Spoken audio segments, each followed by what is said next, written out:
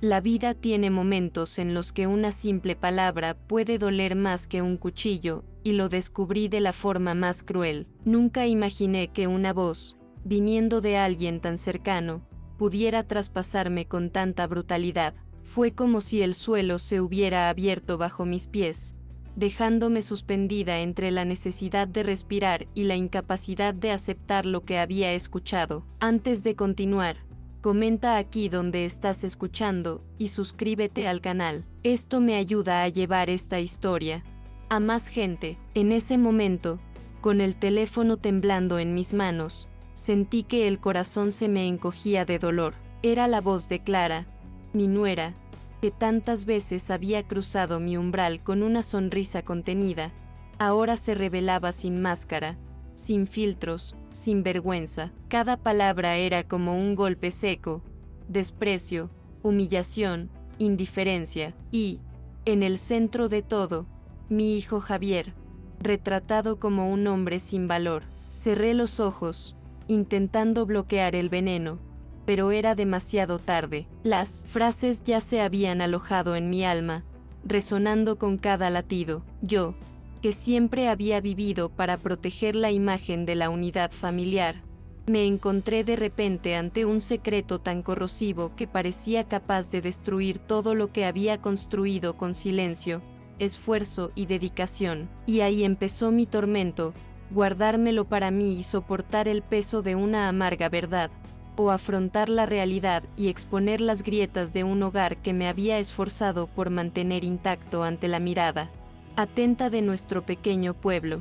Fue en este dilema que mi vida, hasta entonces serena, empezó a desmoronarse. A los 63 años, mi vida seguía un ritmo predecible, casi ensayado, como si cada día fuera una suave variación del anterior. Me despertaba temprano, incluso antes de que la campana de la iglesia principal diera las 7, y abría las ventanas para dejar entrar el aire fresco de la mañana de Monte Real. El olor a tierra húmeda, mezclado con el sutil perfume de las flores que cultivaba en el jardín, era mi primer consuelo diario. Preparaba mi café solo, siempre fuerte, acompañado de una tostada calentada en la plancha, y me sentaba en la cocina a escuchar el silencio que solo un pueblo pequeño puede ofrecer. El barrio donde vivía estaba lleno de calles estrechas, casas antiguas con fachadas coloridas y vecinos que se conocían por su nombre, su historia familiar e incluso sus secretos. Todo transcurría con rapidez: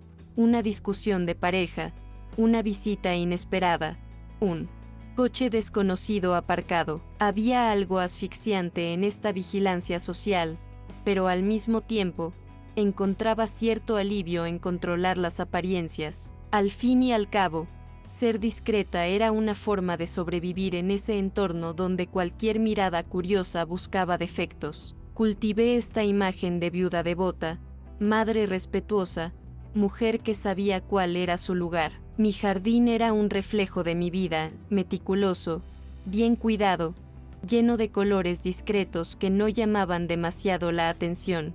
Rosas color té, lavanda que perfumaba el atardecer, margaritas que parecían sonreír al cielo abierto. Cuidar las plantas me traía paz, como si cada poda fuera también una forma de gestionar mi propio dolor. Al cortar ramas, recordaba a mi esposo, Manuel, quien siempre decía que la belleza estaba en las cosas sencillas. Falleció prematuramente, dejándome con una silenciosa ausencia, pero también con la tarea de mantener en pie la casa y el recuerdo de todo lo que habíamos construido juntos. Era común para mí pasar parte del día en la parroquia los miércoles. Ayudaba con pequeñas tareas, acomodar los bancos, organizar las velas, clasificar la ropa para familias necesitadas. La iglesia era el corazón social de Monte Real, más que un templo. Era un espacio donde todos se reunían, rezaban y también se observaban. Mi participación allí reforzaba mi imagen de mujer correcta y confiable,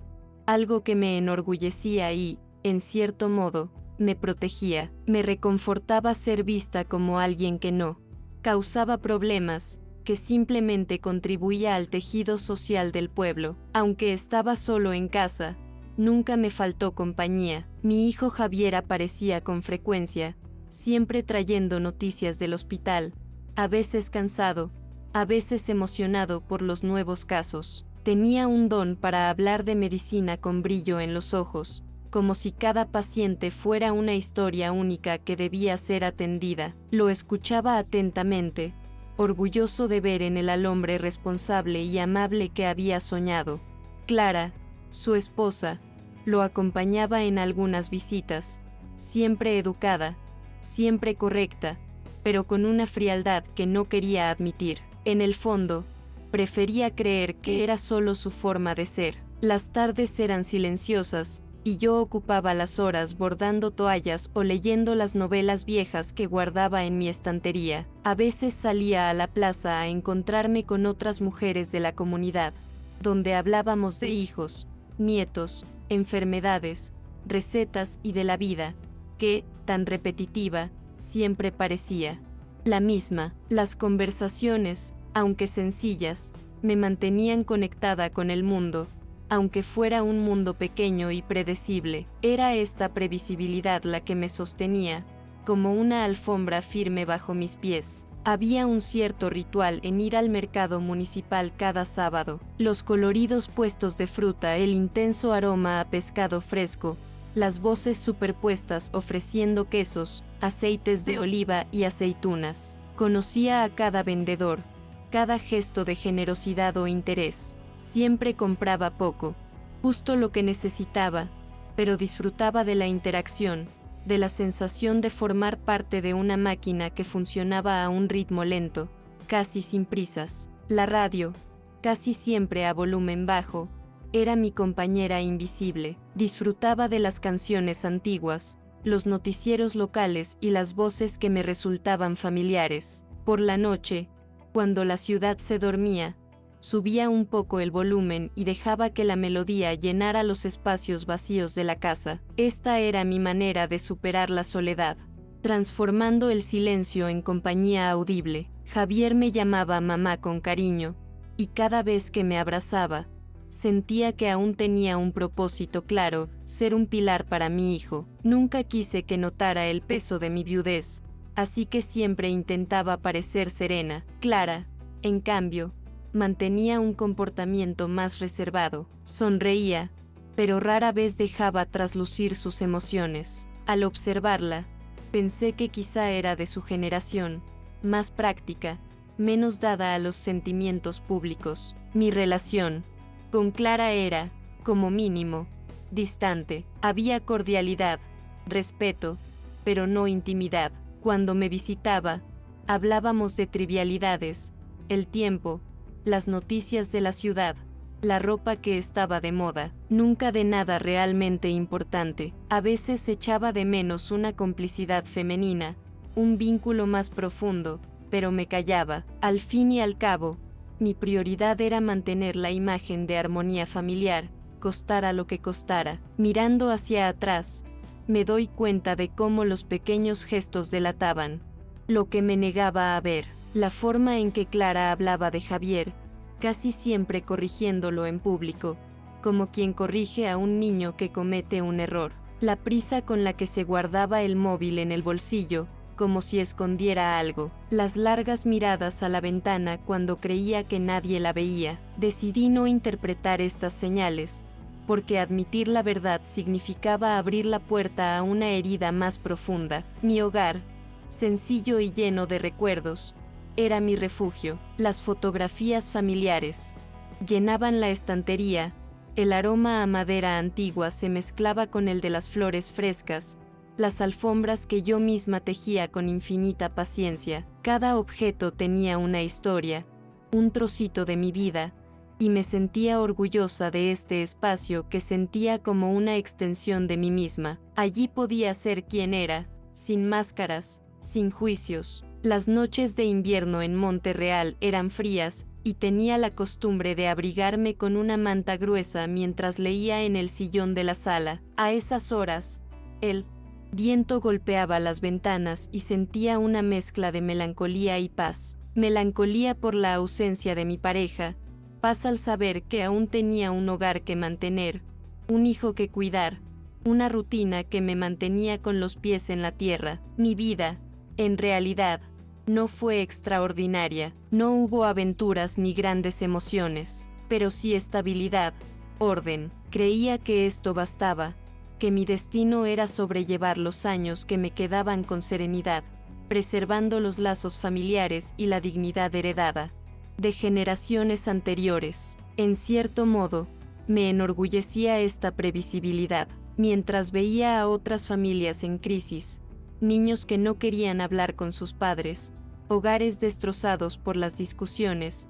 Creía haber logrado mantener la unidad, y eso, para mí, era una señal de victoria. Yo era la guardiana de la imagen, la mujer que mantenía el equilibrio silencioso. La ciudad reforzó esta visión. En las fiestas patronales, todos me saludaban con respeto, y sentí que mi discreción era reconocida. El brillo en los ojos de Javier al acercarse fue mi mayor recompensa. Creí firmemente que había cumplido con mi deber. Pero debajo de todo esto yacía un profundo cansancio. La carga de mantener las apariencias era real, y a veces, por las noches, me preguntaba si no estaría viviendo para los demás más que para mí mismo. Sin embargo, este pensamiento se disipó rápidamente. Me dije que no importaba, que la aparente paz merecía cualquier esfuerzo. Vivía en este delicado equilibrio entre la serenidad de la rutina y el peso del silencio. Nunca imaginé,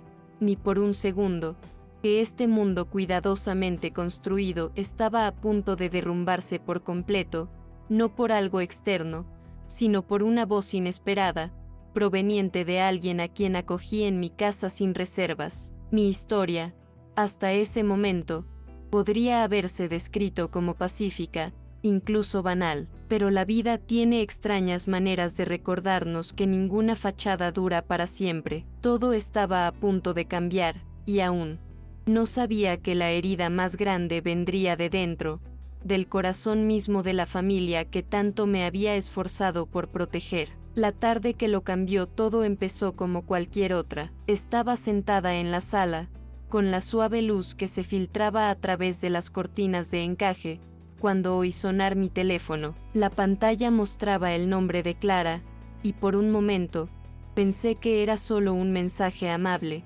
quizá para avisarme de que no podrían venir a cenar ese fin de semana. Apreté el botón, tomándome mi tiempo, y ahí estaba, un mensaje corto, con voz firme y clara, pero no dirigido a mí. En segundos, me di cuenta de que esas palabras no estaban dirigidas a mis oídos. Su voz, fría y calculadora, describió a Javier de una manera que me hirió profundamente. Lo llamó inútil, un hombre sin agallas, incapaz incluso de dirigir su propia casa. Hubo risas ahogadas, seguidas de comentarios que más bien parecían puñaladas. Clara dijo que a veces se arrepentía de haberse casado, insinuando que había otros caminos, otras personas, incluso otras manos para consolarla. Se me heló la sangre. Era como si mi familia se desgarrara en segundos. Apreté el teléfono con tanta fuerza que se me entumecieron las manos. No quería escuchar más,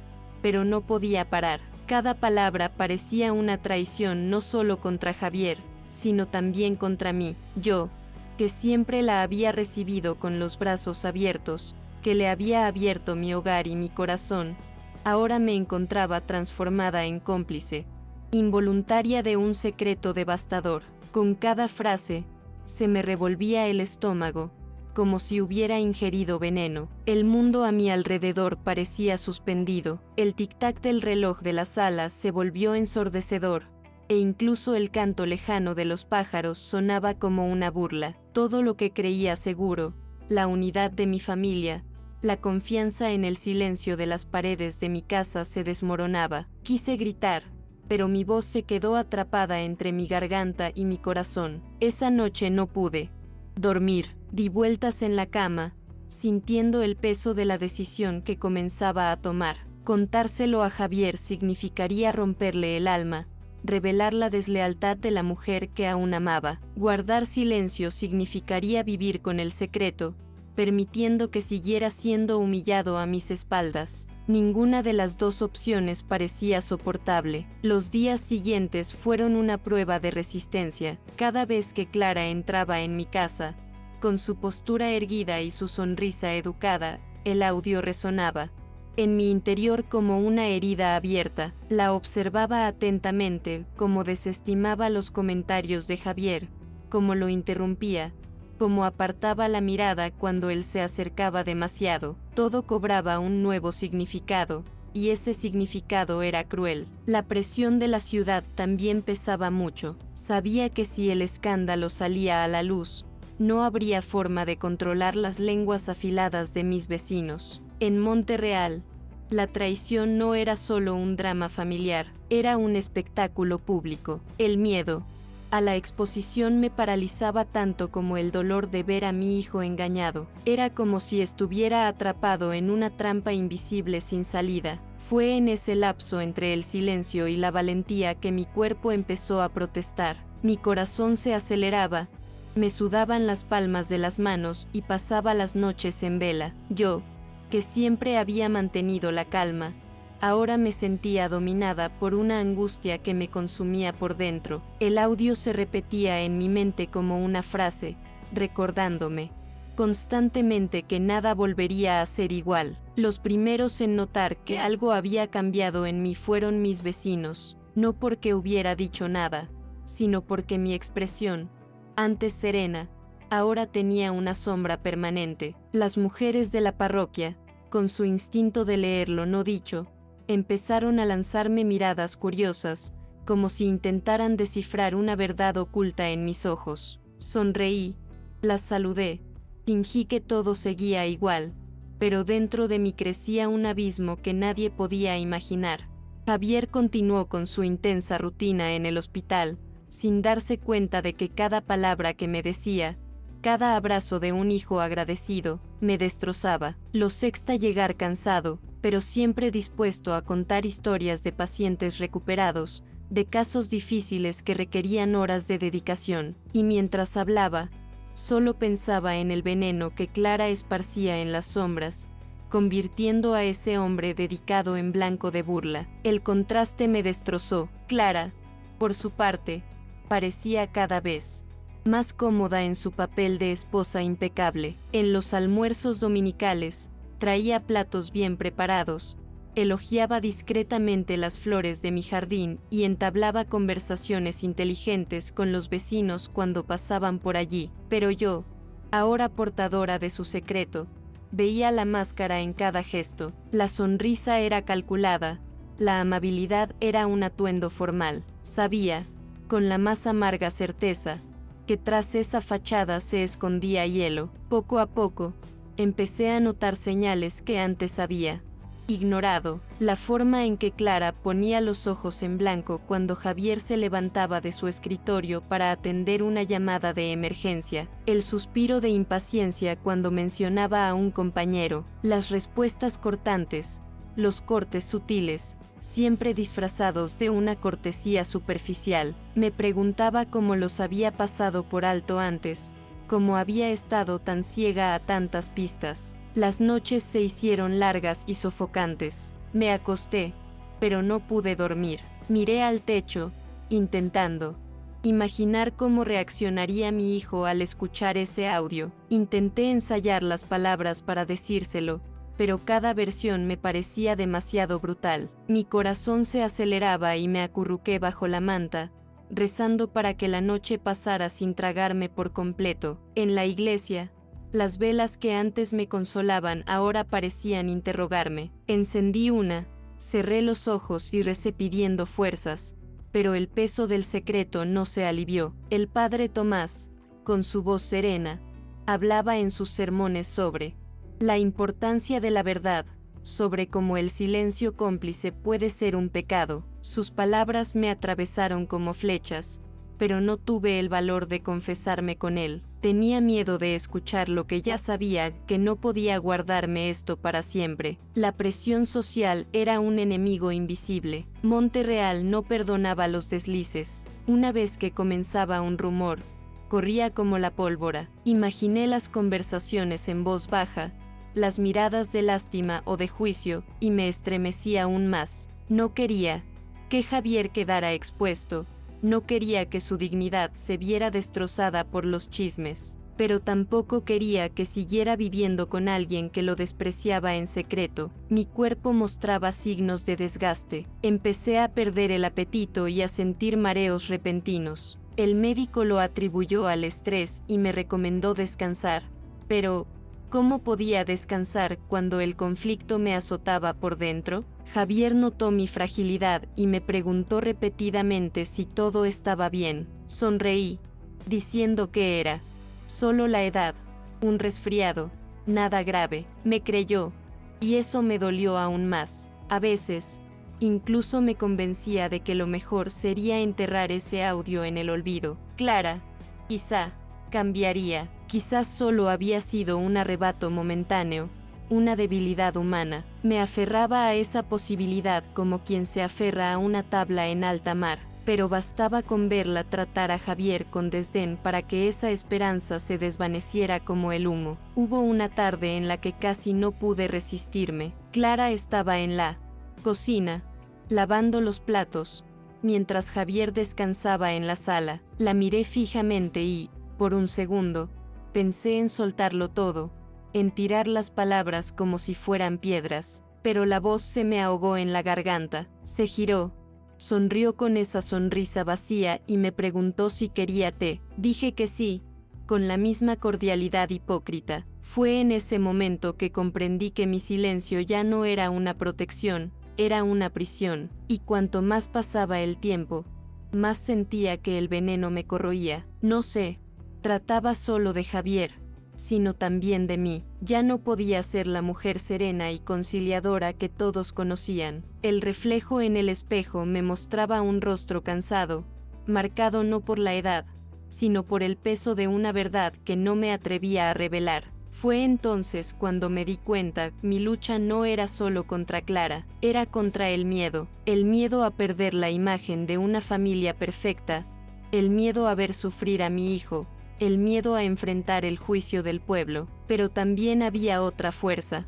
aún pequeña pero creciente, la necesidad de liberar mi alma de este secreto asfixiante. Con cada visita de Clara, esta fuerza crecía. El tono frío con el que trataba a Javier, la falta de cariño en sus gestos, la constante distancia. Me preguntaba cuánto tiempo más podría soportarlo. El dilema me consumía: proteger a mi hijo del dolor inmediato o permitirle vivir una mentira que lo empequeñecía día tras día. El recuerdo del audio no me dejaba en paz. A veces, incluso en el mercado o en la plaza, oía su voz resonando en mi cabeza, como si se hubiera grabado en mí. Y cuando alguien me saludaba con un ¿cómo está la familia?, me daban ganas de llorar, porque, tras esa sonrisa social, se escondía una verdad que nadie podía imaginar. En el fondo, sabía que no podía huir para siempre. Cada silencio era solo una demora, cada noche de insomnio, una preparación involuntaria. Clara había abierto una herida que jamás sanaría sola, y yo, que siempre había predicado que la familia era un don sagrado, tenía ante mí la prueba más cruel de que incluso en ella, el veneno puede infiltrarse. Era solo cuestión de tiempo antes de que se me agotara la paciencia, antes de que mi coraje emergiera del dolor. La decisión estaba ante mí, palpitando como una herida abierta, y sentía que tarde o temprano, tendría que mirar a Clara a los ojos y decirle: lo sé. El día que finalmente reuní el coraje para afrontar la verdad comenzó con una calma extraña. El cielo estaba gris, cargado de nubes, y la casa estaba sumida en un silencio inusual. Sabía, en el fondo, que ese sería el día en que algo se rompería. Mis pasos por la cocina eran lentos, mesurados, como si cada movimiento tuviera un peso simbólico. Preparé café, pero no pude beberlo. Su sabor amargo me recordó el nudo que me corroía por dentro. Decidí llamar a Clara para hablar en privado. Elegí la cocina, el espacio más íntimo de la casa, donde tantas veces había preparado comidas para mi familia, donde se guardaban tantos recuerdos. Pero ese día, El espacio se sentía diferente, las paredes eran más estrechas, el olor a café quemado parecía más intenso. La luz que entraba por la ventana parecía demasiado fuerte. Mi corazón latía con fuerza, me temblaban las manos, pero había una determinación dentro de mí que no había reconocido. Cuando Clara llegó, su sonrisa contenida apareció al instante, como siempre. Dejó su bolso en la silla, se arregló el pelo y preguntó si Javier estaba en casa. Le dije que no, que solo quería hablar con ella. Sus ojos brillaron de sorpresa un instante, pero luego recuperó su semblante sereno, como si llevara una armadura invisible. La invité a sentarse. Mis manos húmedas se entrelazaron sobre la mesa, buscando un agarre firme. Respiré hondo y le dije sin rodeos que había recibido un mensaje de audio por error. Por un instante, reinó un silencio absoluto, solo el tic-tac del reloj.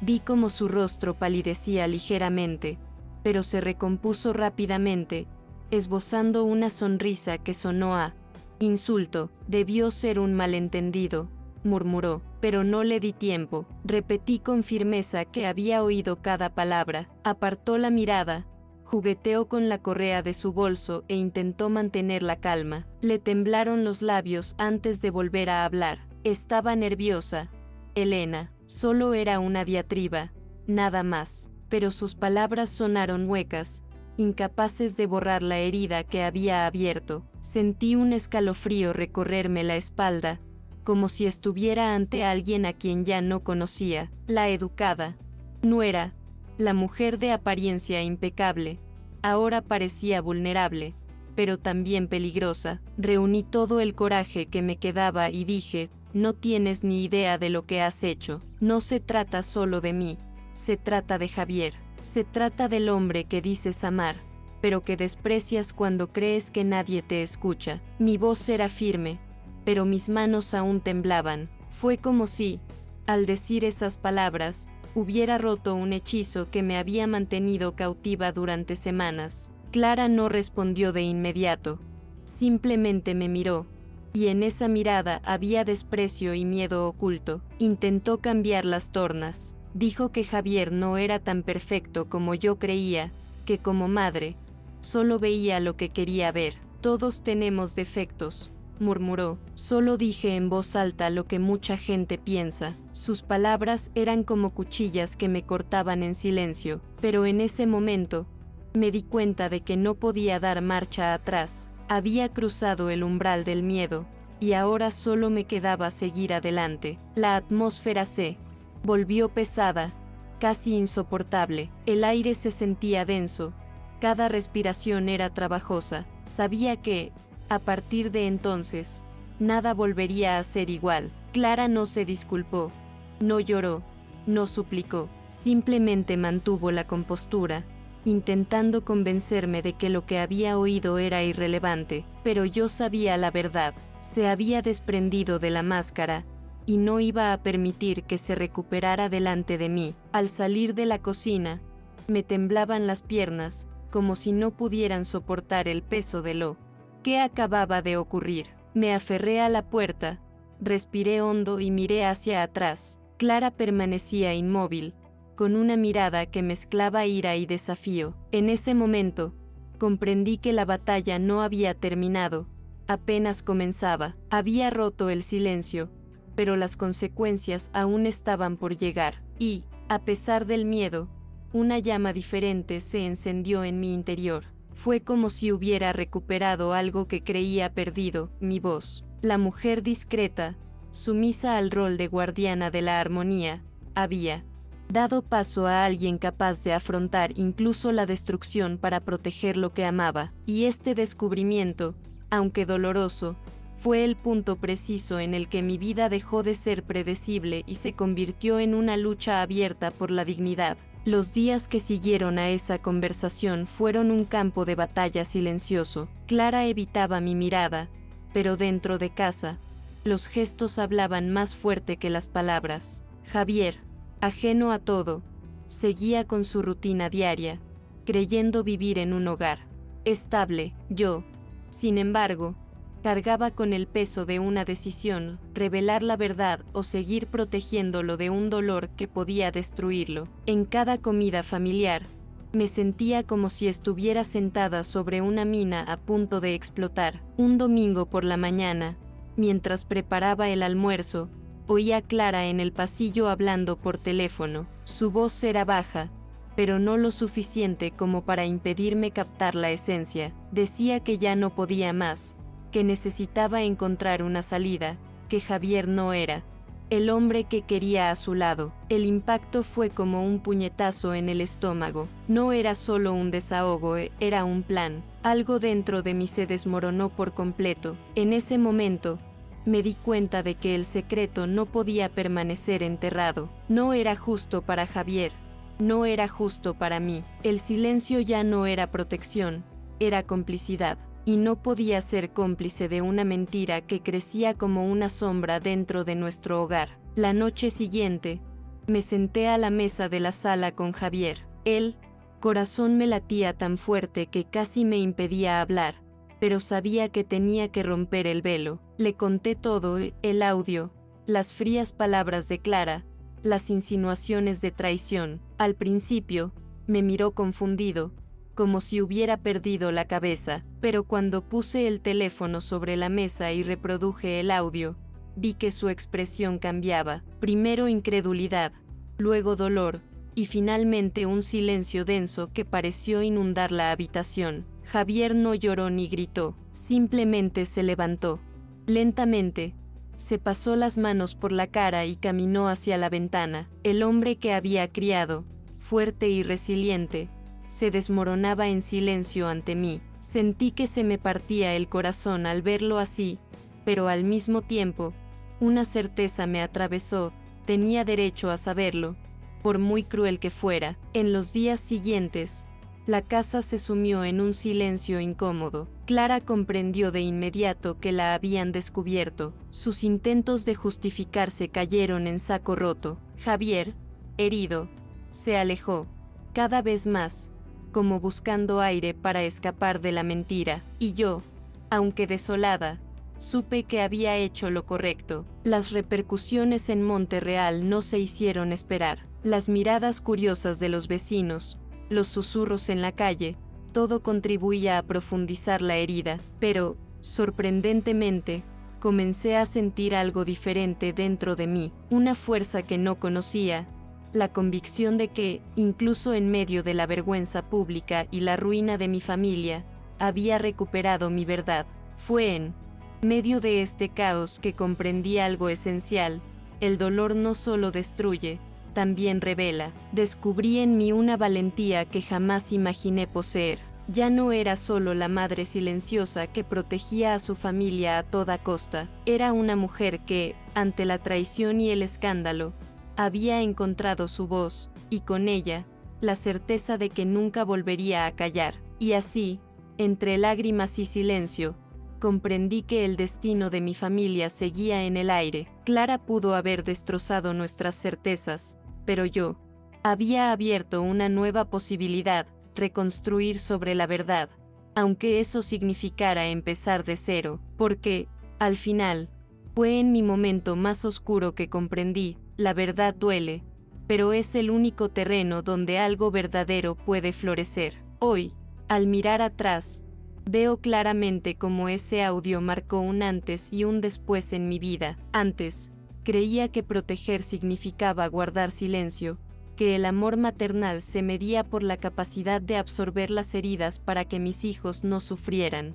Pero la realidad me mostró otra cara: el silencio, a veces, también es un veneno que corroe desde dentro y prolonga el sufrimiento. No fue fácil enfrentar a Clara, ni revelarle a Javier una verdad que sabía que lo destrozaría, pero al final, comprendí que el dolor que libera es más valioso que la mentira que aprisiona, y este aprendizaje, aunque nacido de la amargura, me dio una fuerza que desconocía. Las repercusiones en Monterreal, con sus lenguas afiladas y miradas inquisitivas, ya no me duelen como antes. he descubierto que las opiniones ajenas no definen el valor de mi familia ni la dignidad de mi hijo. Lo que importa es la verdad que guardamos entre nuestros muros, aunque sea frágil, aunque esté destrozada. Javier cambió después de todo. Hubo noches en que lo sexta sumido en densos silencios, pero también lo vi resurgir lentamente, reconociendo en sí mismo la capacidad de decidir su propio destino. Yo, a su vez, aprendí a respetar su dolor sin intentar controlarlo, aceptando que el camino hacia la sanación es personal e intransferible. En cuanto a Clara, su presencia ya no tiene el poder de herirme como antes. Puede que siga usando máscaras delante de los demás, pero ya no soy rehén de ellas. He aprendido a ver más allá de las apariencias, a no confundir la corrección con la amabilidad, ni la cordialidad con la lealtad. Esta experiencia me transformó en algo más que una madre o una viuda. Me hizo guardiana de mi propia verdad. Hoy sé que preservar la familia no significa ocultar lo que la destruye, sino tener la valentía de enfrentar lo que la amenaza. Y, en el fondo, creo que este ha sido el mayor legado de esta historia, demostrar que la dignidad no es negociable, ni siquiera en nombre de una paz aparente, porque la paz construida sobre mentiras no es paz, es simplemente silencio sofocado. Ahora camino con una nueva serenidad. Sigo cuidando mi jardín, asistiendo a mi parroquia y saludando a mis vecinos con una sonrisa, pero dentro de mí yace algo nuevo, la conciencia de que no soy solo alguien que vela por la armonía exterior, sino también una mujer capaz de levantarse ante el dolor y decir, ya basta. Sé que la vida seguirá trayendo pruebas, porque siempre las trae, pero ya no temo a los secretos que puedan surgir. He aprendido que, por mucho que me sangre el corazón, la verdad siempre es el único puente posible hacia la libertad. Y así, incluso entre las cicatrices, sigo adelante, porque la verdad, aunque duela, me ha devuelto a mí misma, y eso, en este momento de mi vida, es el mejor regalo que podría recibir.